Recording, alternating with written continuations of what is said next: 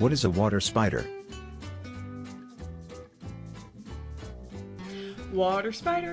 Water spider, does whatever a water spider does. Just kidding. A water spider is a security role that you'll find in Dynamics 365 supply chain management. It is designed for organizations that use lean manufacturing principles. The role is centered around timely and accurate stock replenishment to the production floor to ensure the production process can keep running. Thanks so much to Beau for submitting the question. If you have a burning question, be sure to comment or reach out.